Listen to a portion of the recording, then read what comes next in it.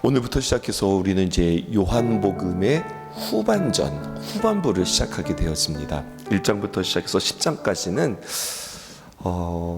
예수님이 누구인지를 우리에게 가르쳐 주시는 내용들이었어요. 예수님이 누구신가? 내가 참 포도나무다. 내가 생명수다. 내가 생명의 빛이다. 선한 목자다. 양의 문이다. 길이요 진리요 생명이다. 예수님이 누구인지를 우리에게 가르쳐 주셨다면, 물론 뒤에서도 계속해서 예수님이 누구신지를 가르쳐 주지만 이제 11장부터 시작해서는 본격적으로 예수님의 그 사역, 바로 십자가의 사역들을 아주 구체적으로 우리에게 가르쳐 주고 있어요. 이제 후반전이 시작되어진다고 그랬잖아요. 후반부가 시작되어지면서 요한복음 11장을 만나게 되는데, 이 요한복음 11장은 그 유명한 예수님께서 죽은 나사로를 살리시는 이야기, 이 이야기로 우리에게는 예수님의 십자가의 사역이 무엇인가, 이것을 우리에게 가르쳐 주고 계십니다. 지금까지 예수님께서 보여주셨던 모든 표적들이 있었는데, 그 가운데 가장 선명한, 십자가를 가장 우리에게 잘 의미하는 그러한 표적이라 할 수 있겠습니다. 예수님께서 이 땅에 왜 오셨는지, 하나님의 영광을 드러내시는 십자가가 무엇인지 아주 구체적이고도 그리고 세밀하게 우리에게 이 말씀을 가르쳐 주고 계세요. 1절입니다. 우리 함께 읽어보실게요. 시작. 어떤 병자가 있으니 이는 마리아와 그 자매 마르다의 마을 베다니에 사는 나사로라. 오늘 성경에 보니까 어떤 병자가 있었다, 이렇게 시작하죠. 어떤 병자가 있었다. 우리에게 어떤 기대를 줍니까? 병자가 있었다? 그럼 예수님 당연히 고쳐주시겠다. 1년의 앞에 사건들을 통하여서 우리는 기대하는 바, 어떤 병자가 있었다? 그러면 예수님 당연히 고쳐주시지. 그런데 그가 누구래? 이렇게 되는 거예요. 베다니의 마을에 사는 예수님이 그렇게 사랑하시는 마리아와 마르다의 오빠 나사로래. 그러면 사람들은 더 확신하는 겁니다. 그럼 당연히 고쳐주시지. 이게 사람들의 기대입니다. 또 베다니라고 하는 곳은 예루살렘에서부터 약 3km 정도밖에 떨어지지 않은 아주 가까운 거리에 있는 동네입니다. 베다니, 여러분, 특별한 동네예요. 어떤 의미에서 특별한 동네냐? 예수님이 사랑하시는 그 나사로가 사는 동네가 베다니일 뿐만 아니라, 예수님께서 예루살렘에 이제 입성하시잖아요. 근데 출발하시는 그 동네가 베다니였습니다. 베다니에서 출발해서 예루살렘으로 입성하셨고요. 예루살렘에 입성하신 뒤에 계속해서 예루살렘에 거하신 것이 아니라 다시 또 베다니에 가셨어요. 그러니까 예수님에게 있어서 가장 예루살렘의 인근에서 편하게 머무시는 장소 베다니였습니다. 지인의 집이라고 하는 뜻이죠. 그러니 당연히 주님 관심 갖고 계시지. 이것이 사람들의 상식이었습니다. 2절 또 함께 읽어보실게요. 시작. 이 마리아는 향유를 주께 붓고 머리털로 주의 발에 닦던 자요 병든 나사로는 그의 오라버니더라. 그리고 예수님께서 사랑하셨던 이 마리아를 소개하는데, 어떻게 소개하느냐? 예수님께 향유를 붓고 머리털로 자기의 머리털로 예수님의 발을 닦았던 사람, 병든 나사로가 이 마리아의 오빠다, 이렇게 설명해 주고 있어요. 여러분, 이 배열을 보게 되어지면 그 마리아가 이 예수님의 발을 씻겨주시는 이 장면은 12장에 등장하거든요. 근데 이 장면을 미리 끌어가지고 왔어요. 왜냐하면 이 워낙 유명한 이야기거든요.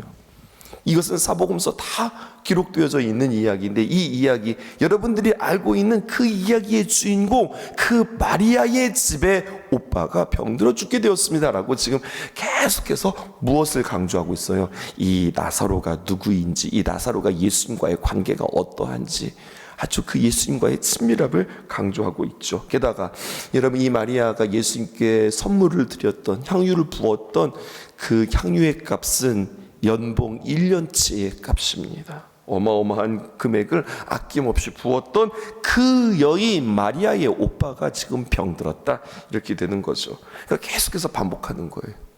무엇을 반복합니까? 어떤 기대감을 줍니까? 그렇지, 이 정도면 예수님께서 이렇게 헌신한 마리아의 오라버니 나사로 주님께서 반드시 일하시지, 이런 기대감이 있는 겁니다. 게다가 그 믿음을 가지고 오늘 3절에 보니까 이렇게 이야기합니다. 3절, 당연히 이에 그 누이들이 마리아와 그리고 마르다가 예수님께 사람을 보내어서 이르되 주여 보시옵소서. 나사로라고도 이야기하죠. 예수님 너무나도 사랑하시는 자, 그 나사로가 병들었습니다 라고 이야기하는 거죠. 기대만 합니다. 누가 봐도 예수님 바로 고쳐주시겠다, 이러한 기대가 있는데 이 생각에 아무도 의심하지 않는데 이제 문제는 4절부터 나오는 거죠. 우리가 잘 아는 말씀입니다. 예수님께서 들으시고 이르시되 이 병은 죽을 병이 아니라 하나님의 영광을 위함이요 하나님의 아들이 이로 말미암아 영광을 받게 하려 하심이라 하더라. 영광이라고 하는 단어가 2번 등장합니다. 예수님의 대응이, 예수님의 반응이 의외입니다. 지금까지 사람들을 불쌍히 여겨주시고 즉시로 움직이셨던 예수님, 그래서 예수님이 구세주시라고 하는 것을 보여주시는데, 그런데 여기서는 예수님이 꿈쩍하지 않고 움직이지 않죠. 그러면서 하시는 말씀이, 야, 이거 죽을 병 아니다, 요란 떨지 말아라, 그렇게 이야기하는 거예요. 그러면서 그냥 단순히 그렇게만 이야기하는 것이 아니라, 이거 하나님께서 영광 받으신다, 이것은 하나님의 영광이다 라고 이야기하는 거예요. 그러니 이제 우리는 이 요한복음 11장을 통해서 무엇을 해석해야 되냐면, 하나님의 영광이 무엇이냐, 이것을 우리는 정의해야 합니다. 아주 중요한 단어입니다. 하나님의 영광. 요한이 말하고 있는 하나님의 영광, 그것은 무엇인가? 사람들이 생각하는 영광과 다르다는 거예요. 하나님의 영광은 예수 그리스도의 죽음, 십자가가 영광이라는 겁니다. 그럼 십자가가 왜 영광일까요? 여러분 경청해 보세요. 예수님이 어떠한 이적을 행하셔도, 예수님께서 어떤 미라클, 기적을 행하셨다, 사람들이 깜짝 놀라죠. 사람들이 너무너무 좋아하죠. 그런데 여러분, 그 기적으로 사람들이 놀라기는 하지만, 흥분되기는 하지만, 여러분 그 기적으로 구원을 받을 수는 없습니다. 예수님이 10,000가지의 기적을 행한다 할지라도 그것은 그냥 놀라운 기적일 뿐이에요. 예수님께서 우리를 진정으로 구원하신다, 인류를 구원하신다, 그것은 딱 한 가지입니다. 무엇입니까? 십자가에서 죽으셔야만 우리가 구원을 받는 겁니다. 그래서 예수님의 십자가의 죽음이 영광이라고 하는 거예요. 십자가의 죽음을 통하여서 하나님은 모든 이들을 사랑하시는 진정한 아버지 되심을 우리에게 이야기해 주고 있어요. 근데 여러분, 이 이야기는 우리가 잘 아는 이야기인데, 이 말씀이 우리에게 어떻게 적용되어지느냐가 중요한 거예요. 하나님의 영광 뭐라고요? 십자가. 십자가는 예수님의 죽음인데, 그렇다면 생각해 보세요. 죽은 나사로 앞에서 하나님의 아들이 이로 말미암아 영광을 받게 되어질 것이다, 이거 해석해 보세요.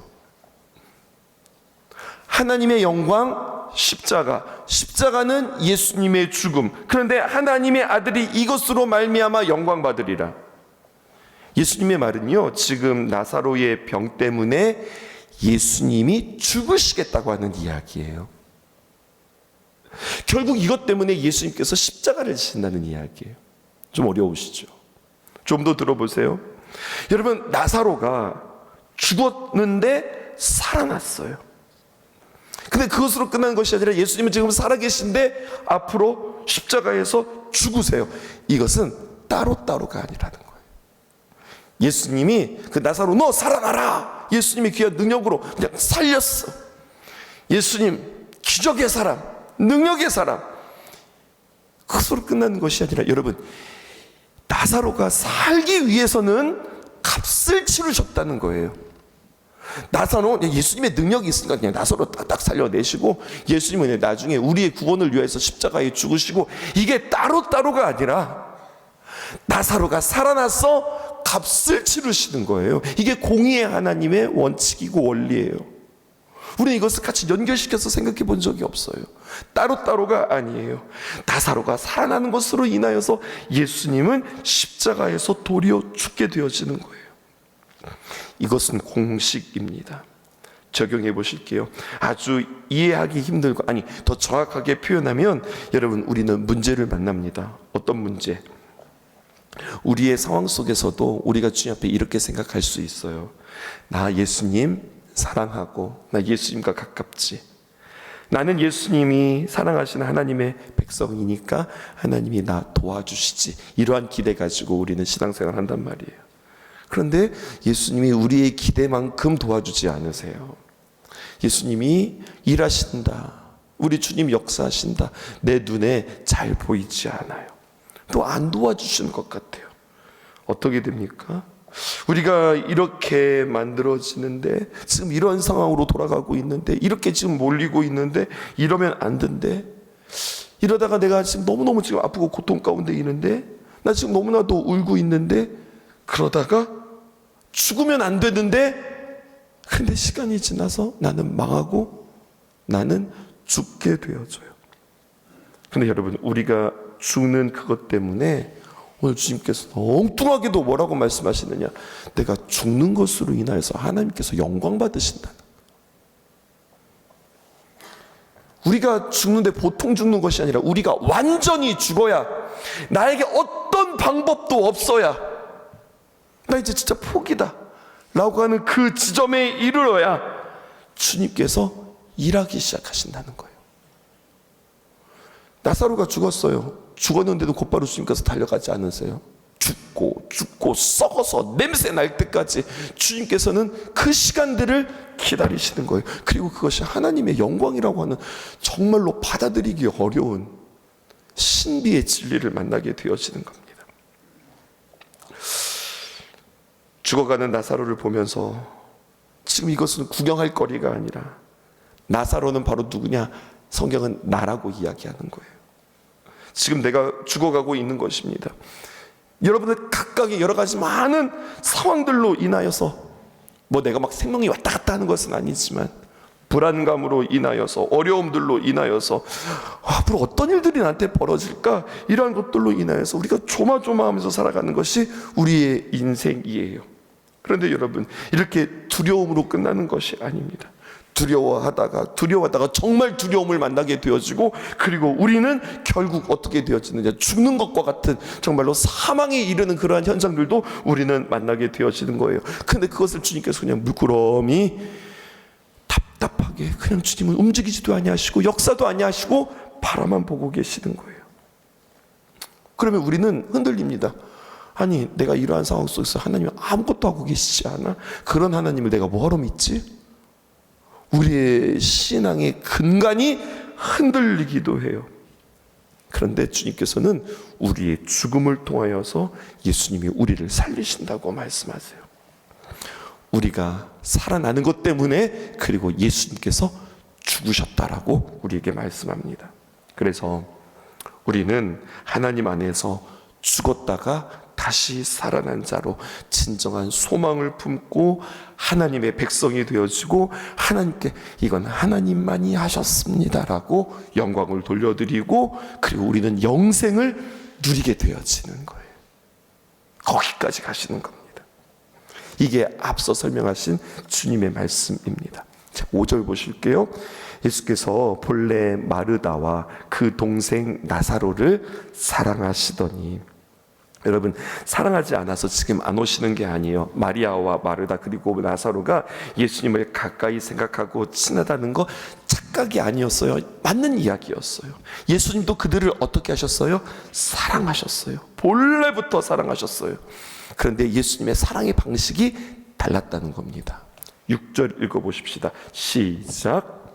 나사로가 병들었다함을 들으시고 그 계시던 곳에 이틀을 더 유하시고, 이틀을 머무는 동안에 나사로는 죽었어요. 이것이 우리에게 보여주는 것, 예수님께서 십자가에서 죽으시는 것, 우리가 함께 적용해 보자고요. 예수님이 십자가에서 죽으셨다.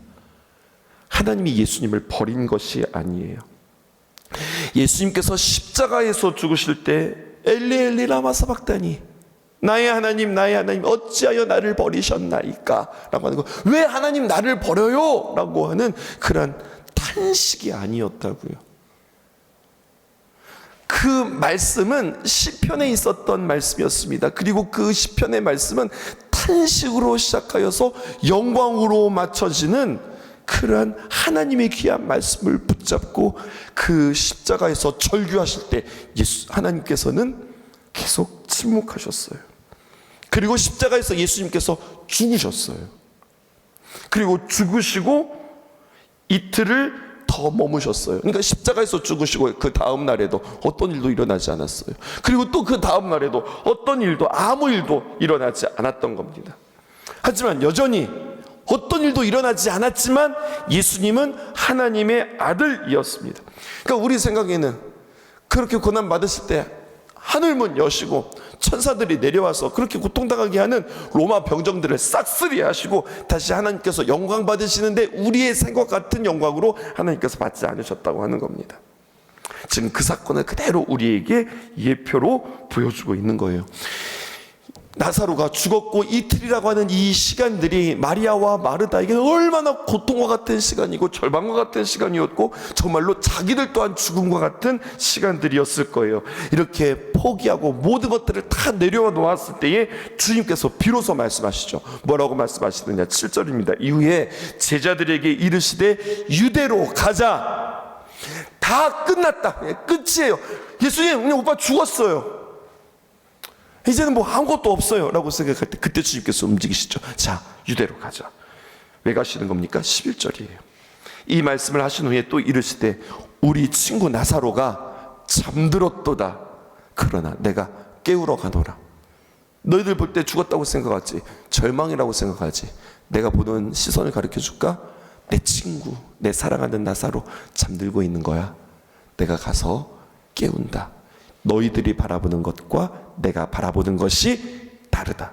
너희들의 영광과 내가 말하는 영광이 다르다. 유대인들이 기대했던 메시아의 그 메시아상과 내가 너희들에게 이야기하고자 하는 그 메시아상이 다르다. 그럼 우리도 똑같아야 돼요. 우리도 주님께서 말씀하시는 그 주님의 귀한 마음과 그 진리와 그 복음과 우리가 생각하는 그 주님을 이해하는 그 이해와 지식과 그리고 우리가 생각하는 복음이 맞나? 아니면 다르지는 않는가? 이것들을 우리들이 계속해서 점검하는 거예요. 나사로가 죽었다. 그냥 잠시 기절했다가 아사 상태에 있다가 빈사 상태에 있다가 다시 살아나는 것이 아니라 죽었다가 완전히 죽어서 냄새 나는 자를 살리시는 이야기. 근데 여러분, 이 이야기는 지금 예수님께서 하고 계시지만 또 나중에 이 이야기를 누가 하는 줄 아세요? 우리 하나님께서 하세요.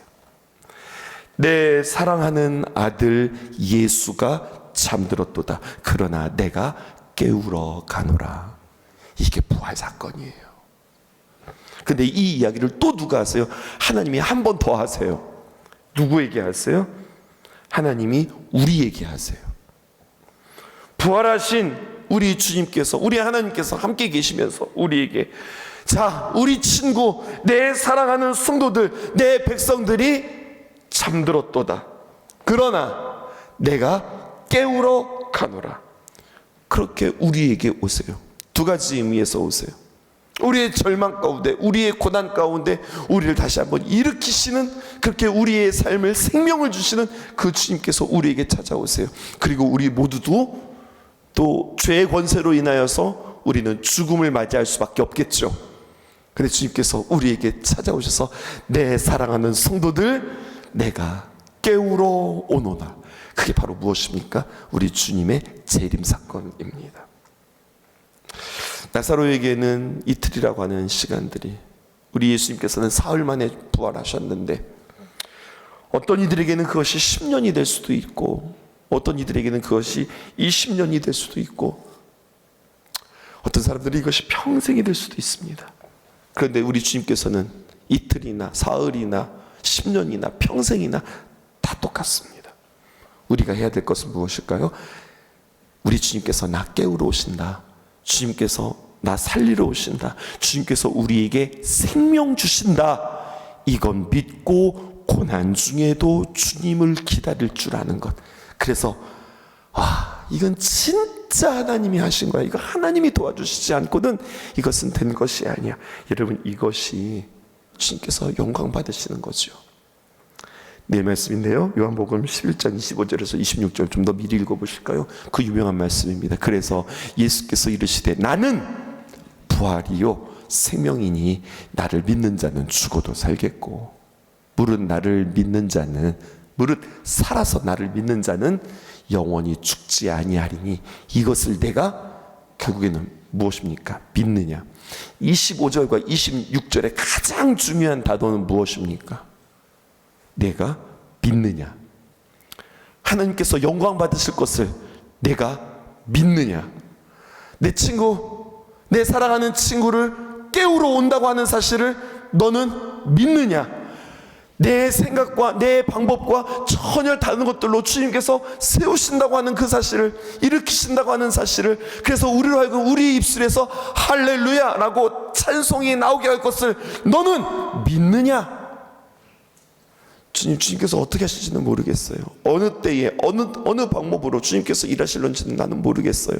하지만 믿어요. 주님 믿습니다. 이 고백으로 주님 앞에 나갈 수 있기를 주님의 이름으로 축복합니다. 구원의 확신을 가지실 수 있으실까요?